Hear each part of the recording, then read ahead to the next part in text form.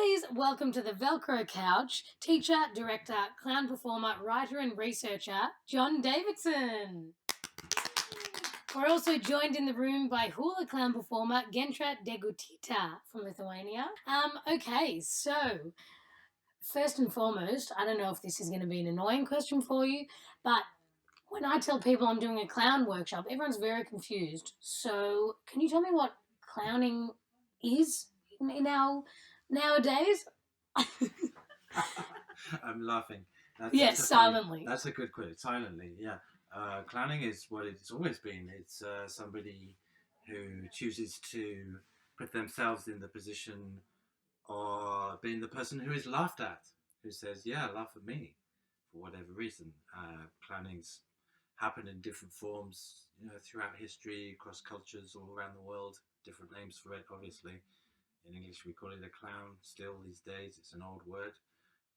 It's gone through many transformations, but basically, it's someone who professionally or for a time being says, "Yeah, hey, I'm your object of laughter. I don't mind. I actually enjoy being laughed at. What's more, that's what a clown is. Everyone, and I think everyone knows that pretty much.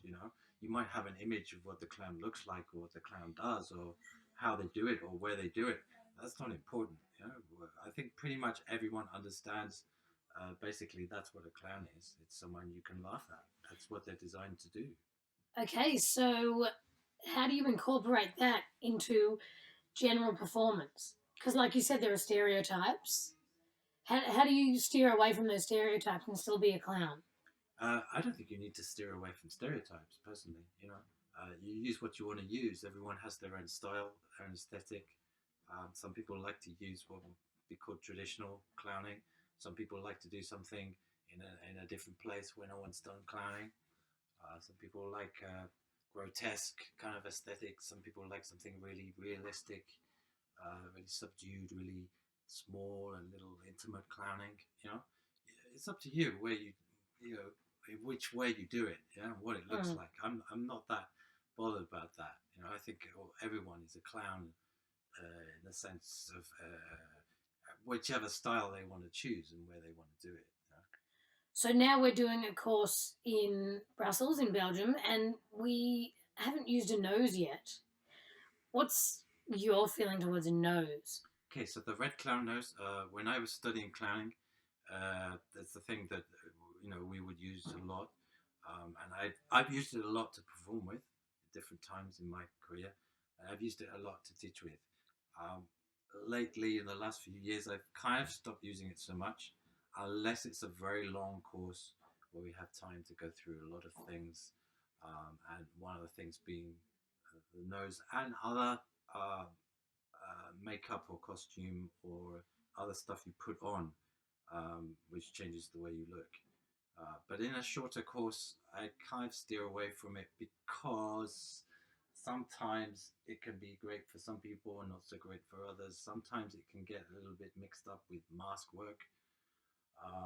And without the time to go into it in depth, I just prefer to leave it aside. Okay. Yeah. And also, on the positive, that's a little bit like, it can be confusing, but on the positive, I find it leaves you with nothing else to play with. If you've got not even a nose, we're just dealing with you and your reaction, and if we laugh at you or not, this kind of thing. Yeah. So you just got nowhere to hide. True. Yeah. So you said that it hasn't really changed over time. Clowning's been what it's always been. In the same way that I guess politics is what it's always been. Yeah. Eating is what it's always been, or dancing is what it's always been. It goes through different stuff, different styles. But hey, we're dancing. We know what dancing is, and we know what storytelling has different forms, different styles. But yeah, one of those things. That's all around. Who's one of your favourite clowns that you enjoy to watch? I generally like dead clowns. That Elaborate. That was a joke. That was a joke. They're like good clowns. We don't clown. Oh, I was like, interesting. What sort of technique is this? No, I just like the clowns of a particular a time which is kind of not now. I love Russian clowns from, I don't know why. There's a lot of stuff that I eventually discovered on videos of Russian clowns from the pre 1980s really. So before I was grown up and doing clowning, people I'd never seen in person. I find maybe it's because I just find it fascinating to see clowns that I've never seen in person, from the 70s, the 60s, the 50s, going way back. But there's something about their style, very simple kind of style, but very, very highly skilled as clowns and also as circus artists. I mean, I don't really do circus, but I like the clowns from circus. There's something about them and that space I really like. So, for example, Leonid Yengibarov was a Russian clown in the 60s and 70s. Had a very kind of, they call him very kind of naturalistic style at the time because his costume was very simple. His makeup was really, you couldn't see he was wearing any makeup. He was a very, he looked like an ordinary guy in a way, with a one, instead of two braces on his trousers, he had one across one shoulder. It wasn't a big costume. Having said that, and I mentioned before, I really like grotesque clowns. I love the Fratellini brother, Albert Fratellini, the 1920s, really the founder of that big look with the huge nose and the huge makeup, eyes and mouth, the enormous shoes. I love the kind of really over the top stuff as well. Mm-hmm. So how did you start? Where did you start? How did you get into clowning? I was doing kind of normal theatre, so comedy and serious stuff. When I was a student at the university, 18, 19 years old, and I got given a part in a Victorian melodrama. And Victorian melodramas was like the popular entertainment in the 19th century, and they had a very kind of terrible stories. Melodrama, it's all about injustice and violence and terrible things happening, but they would always have a clown role in it, or two, sometimes a pair. And I was given the clown role in this melodrama, and I got to climb into the audience to look for my possessions and accuse people of stealing them, and it was a scene where I had to hide in a cupboard, and I thought, wow, this is fun. This is different. This is different. I get to sort of break some rules of theatre, which seemed like a fun thing to do. And then I thought, okay, I want to study this. And I never wanted to study acting. I just did it. I did it. I enjoyed it. But I didn't want to go to drama school. I'm so glad I didn't. Because now I'm teaching them. And, I wouldn't want to go there. Yeah. But the clowning, I wanted to study it. So I found what I could. Okay. And do you prefer to work solo, or do you like a company? I like both. I at the beginning, when I realised I wanted to do clowning, I wanted to do it on my own. I had this idea. I tried to do this. I did this show, which was just an hour of me doing really stupid stuff that didn't really mean anything at all. And then I worked with a clown partner, which was a whole new thing for many years. And then and now we work with a company of 8. It's going to be 9 soon. Oh, wow. So I think I really like working with other people. It's just nice. I mean, not necessarily to be on stage all at the same time. That's a bit crazy. Yeah. Sometimes, but I like big groups actually. I really do. Okay. I'm a bit of a loner, but I love big groups. Weird. And the London Clown School, is that what it's called? Yes. That's what it's called. Yeah. So is that your big project at the moment, or what? Yeah, London Clown School is me teaching basically. So it's I guess it's me pretending it's something bigger than it is. Yeah, it sounds good. Yeah, it works. Yeah, but it's a clown school in London. Hey, why not? I took the name. And you teach what we're learning here, the same sort of thing, or just everything? Yeah, so I teach the same stuff as we're learning here. But when you're in a workshop, and I've found this for many years, I just keep seeing all this amazing clowning, and it comes and goes, and you never know what's going to happen. So amazing things happen. I think, God, if only everyone else could see this, and you don't have to pay to come to see a workshop to see all this stuff. People would love this stuff. It's just so amazing. So how can we do that? And it, you can't just, if you just invite people along to watch people do some clown exercises, it's a bit strange, because when you're in the workshop, you go through it, everyone does it, you get it explained, it's all contextualized and everything. And an audience just turning up, they're not going to get the point sometimes. Um, so, so how do you stage that stuff? So that's what we've been doing. How? That's fantastic. I really love that because you almost want to tell the audience these are the boundaries so they know what to laugh at and then go from there. Absolutely. Yeah, actually, one of my theories of clowning is that basically you tell the audience when to laugh. Yeah. Yeah, I have many theories of clowning, they're very contradictory. Yeah. But basically you're saying, hey, this is where you laugh. And this is where you can laugh if you want. Yeah, it's that simple. It's just an invitation to laugh. It's like, hey, yeah, go ahead. We're happy to be laughed at. So how do you set it up so the audience can get into that game that you're playing? Go, yeah. I don't think it's that difficult, but it's a complex job. It's a simple little thing, clowning. It's just a simple little things. Hey, yeah, you want to laugh? I've got something to laugh at if you want. Okay, yeah, you laughed, great. Want something else? It's a little interaction between people. It's just such a natural thing. Yeah, and sometimes people need that permission. Yeah, I think you do. You need to enter into this little contract, with people who say, yeah, oh, okay, I can be funny if you want, or you can laugh at me. Do you want to? Okay, you don't want to? Fine. Now go to the next person. Yeah.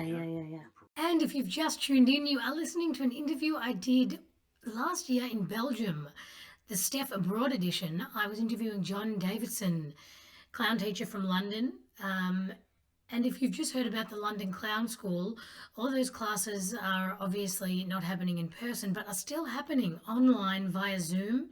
So if you did want to check them out, there are two separate Devising Clown for Performance workshops, one starting the 30th of April till the 4th of June, and the other starting on the 5th of May till the 9th of June. And if you want to go check that out on the website, go to www.jondavison, Davison, jondavison.net/devising clown performance and register there if you're interested in jumping on Zoom.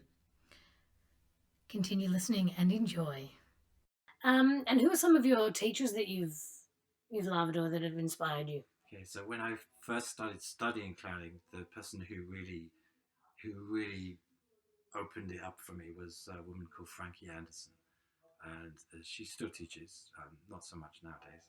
And Frankie was one of the founders of a circus school in Bristol in the UK called Full Time. Full Time was founded by her and another guy, a guy called Richard. Oh God, Richard Ward, wasn't it? Yeah, and he was an accountant, who went on a juggling workshop one weekend, and suddenly had this. Wow, this is amazing. I need to set up a circus school. This is the way we should be living, or something like that. One of these people, they're middle age, and they suddenly realize, like, God, the normal world that I've been living in, yeah, it doesn't hold all the answers for me. So together they set up that place, and it was a pretty weird and wacky place for some years. It was a mixture of circus skills and theatre and mask work and commedia dell'arte and clowning and so on. And Frankie was the one who just really kind of touched me with the way she taught it, and it just became this thing I was obsessed with. So she was the one who started me off, and then I found a few others that would teach bits and pieces, and then I ended up at the school, which was then in London, with Philippe Gaulier, and I did three of the month courses he runs. Well, the first one wasn't; it was shorter, and I did one which he called Le Jeu, which is the play, and I was completely over again. Like, wow, this is amazing. And then I did another one which was Buffoon. It's a different to clowning. But I didn't understand anything. I did the whole month. I spent the whole month clowning through it, and he would always say, "Oh, it's very funny, but wrong." Okay, I never really. I think I understood on the last day a little bit. Fantastic. Yeah, great. Too late. Good timing. And then we did clowning, and that was terrible. I was so unfunny. I was so horrible, horrible, horrible. But everything he would say about it, and watching other people, he would the way he explained what it was and the principles um, was it was so clear to me. Yeah, and I was terrible during that month, but it was clear to me what it should be. And I thought, okay, no, okay, I'm going to stick with that. I'm not going to try and explore anymore. I'm going to try to see if I can do this. And then the next 2 years with someone I met there who was on that course, we spent 2 years putting one show together. Wow. Because we were trying to work it out. Shit. How do you do this thing? You know. And in the end, it was good. It was good in the end. Yeah. And then the next show's got a little bit. Yeah, I was quicker. going to say, did the next shows take a couple of... Yeah, the next one took a year. Next one took, I don't know, Great. 6 months, and then we whacked one together in a couple of weeks. It wasn't that good, but you know. Cool. Yeah. Do you have a question? I actually have a question. So you said that you encountered clowning in a psycho school, and I wanted you to say a bit more about teaching clowning in school, in circus schools or theater schools. What is happening these days, and is it incorporated into drama schools and circus? Okay, so here are these people with really high level skills or training in them, and how do we bring clowning into this? You know, so for example, the first thing that comes to mind is like, oh shit, yeah, clowns are people that fall over and drop things and break stuff and mess stuff up. You know, how the hell are we going to do that on a trapeze? Yeah, that's pretty dangerous, isn't it? Yeah. So that's the first thing that comes up. Think, okay, so we're not going to get people to say, hey, yeah, just jump, and see what happens. You know, we're not going to improvise on the trapeze. Hell no. So what do we do? So, for example, to just give one example where it kind of works for me. I remember working with a student in social media. Her skills were, and I just asked them to present their skills. Yeah, her skills were static trapeze, so she's on one static trapeze doing figures, stuff on the trapeze, and foot juggling, so juggling with her feet, juggling balls with her feet. I said, okay, so how are you going to put these two together? And the thing we found I thought was hilarious, and using her skill, she would get up onto the trapeze, so she would climb up with her hands, and she would pull herself up, yeah, and then she would have the ball. She would have one ball clenched in her foot, in the toes of one foot, and then she would go up, yeah, and then she would think, oh, I need another ball, so she would come down again, still with one ball in her foot, and she'd pick up another ball with her other foot, and she would pull herself up again. Oh, but there's a third, so she comes back for the third. Yeah, so how does she take it up there? And originally she was doing it with holding the balls in her hand while also grabbing the trapeze, which is pretty skillful and strength. But I didn't find it very amusing. Okay, and then she did it in her mouth. And said, okay, let's go with this. So she had one ball in her mouth, and she'd climb on the trapeze. There was something very strangely ridiculous about that. This person with such a high skill, having just had a ball in her mouth. She said, okay, you always got to have a ball in your mouth while you're doing this juggling. Yeah? And that's what made her into a clown. Yeah? Somehow. And it didn't spoil at all the skill. It wasn't someone doing a skill badly. It was just someone being ridiculous within that skill. Yeah. So that's a way. Yeah, interesting, because a lot of the skillful things that I've seen in the class are less funny than when you add another element to it. Because skillful is more interesting than funny, I think. Oh, well, maybe. But there's no reason to have them in competition. Right? Yeah, exactly. So you keep the skill high, beautiful, and well done. I mean, my skill is not in circus. My skill is in music. So for me, if I see a musical clown who spoils the music, it hurts my ears. I think, no, don't spoil the music, please. Music is a beautiful thing.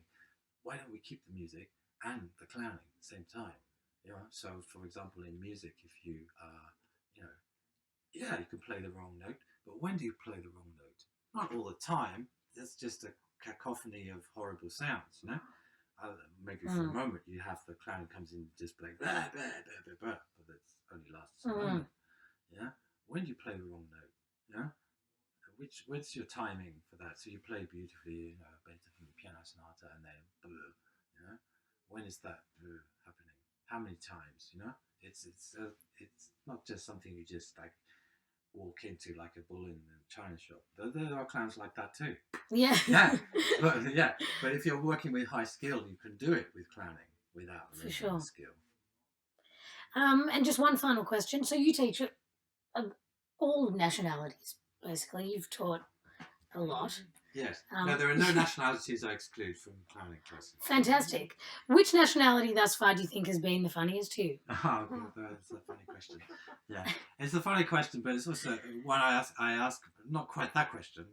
I'm not that mean. No, I didn't say that. I didn't say the most unfunny. I know, I'm kidding. Yeah. Oh, well, that's a good question. Go on. So yeah, because in London the classes it's people pass through London, lots of nationalities. In England as well, there's a lot of diversity of origin, ethnically and nationally and linguistically and so on. So that's also very mixed, which I find so fascinating. It's a little bit like that this week here, and also in ages and experience, and that's kind of what I like. But yes, to your question, I notice there's a lot. If I go somewhere to teach, and everyone is from that place. A year or two ago, I was in Belgium, in Ghent, and everyone was from Flanders, from the north of Belgium, except one person. And so so to have 14, 15 people from one place, you realise, okay, so this is how people understand clowning. Yeah. This is how people behave. Okay, how do I understand them? For me, it's about how am I going to understand these people so that I can help them somehow. But my first reaction might be, oh, they find this funny and I don't. Why is that? Yeah. So last year I was in Montreal, Canada, and we had a big group of people. I was like, oh, okay. A lot of people find all these different things funny. Different people finding different things funny. And I was thinking, no, I don't find this funny. Why are they finding this funny? No, this is not funny. So at that moment, I could have said, these Canadians, they're not funny. Yeah. But then someone told me, the thing is, in Canada, there's so many clown teachers with so many different methods, and all these people in this group of 20 people, they've all studied with different people, and they've got all these different styles and all these different approaches. And okay, now I understand. Right, that's interesting.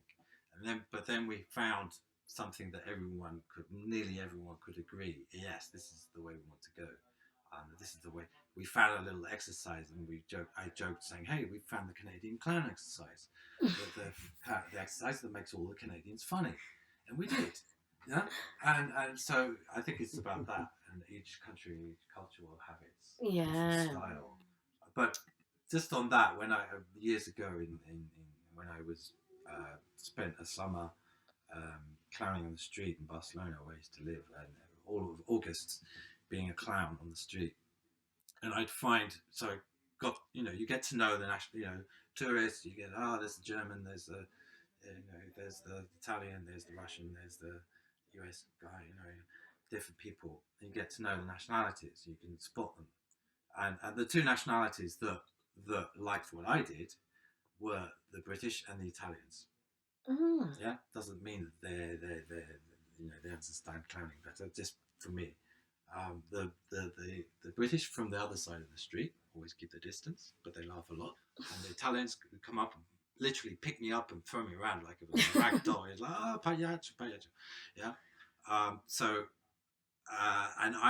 from there, just to finish the long answer, so I've noticed for me in a lot of classes in London, the Italian students, I kind of tend to love them. Okay. And there's something about them that I like in their clowning.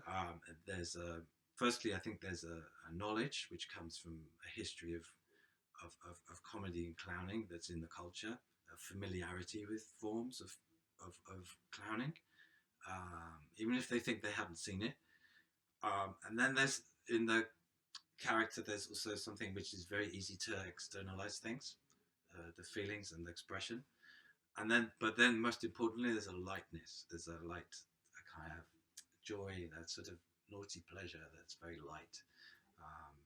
And I think that combination is really interesting. Okay. So I would vote for the Italian. Okay, Italians it is. Yeah. Do you teach children? I have done, not habitually though. It's Okay. not something I would recommend myself to do very Okay. much. Do you find them more playful than adults? Well, children are inherently More more playful, playful than of adults, I course. think. And there is the thing: what do you teach them then? Okay, so I think it's interesting to teach children, give them little structures, little clown routines, ready-made stuff. You say, okay, so you come in and you do this, and you throw this over there. That can work. It depends on the age. I remember doing a workshop with 6-year-olds once. There were several of us running it, and I kind of fell in love with the idea of a 6-year-old clown because they seemed to have they were still like babies almost, but they started to have this self-awareness. So when you're 6, around that age, you start to realize like who you are, and you can sort of pretend to be something you're not. That was very good, and we just asked them to, for example, so they'd all be sat in a circle, and it would say, okay, two volunteers, and okay, so walk around the inside of the circle, like looking at everybody, to walk around together, but one of you go really big steps, and one of you little steps, but go to stick together, and they could do this. It was great fun. It's so funny. And then we'd say, okay, so one of you's happy and one of you's sad. And again, it was so funny because they would perform the emotions in such a way that's so funny. It wasn't real, but it wasn't, they could pretend to be sad, and it was hilarious. So that it's possible. It's just not really my area, my expertise. Yeah. Great. Well, thanks for coming on the show. Anything that we can plug? Your 2 books. Let's just plug some things. Okay, let's plug some things. Yeah, London Clown School. Yeah, London Clown School. So that's happening. If you could drop in as well, London Clown School. Just look it up, on the old internet machine, and there it is, and you can come along. And so the first book, Clown Readings in Theatre Practice, very important book, important things with important titles. So that's got like lots of stuff, history, what people have written and said about clowns. And then there's Clown Training, which is a book of exercises which you can use. And I'm writing another one at the moment, which is called The Clowning Workbook, which is another book of exercises, but it's more recent ones. Great. So that should be out end of this year. And we can buy that. We can buy the other 2 books online. Yeah, anywhere you find books, basically. Anywhere you find books. Yeah. Fantastic. Not necessarily good bookshops, as they say, like in all good bookshops. Yeah, in all good bookshops. Yeah, and all those places you buy stuff online and such a thing. Yeah. Great. Jon Davison, thanks for joining us. And Gendra, thanks for being here. Thank you.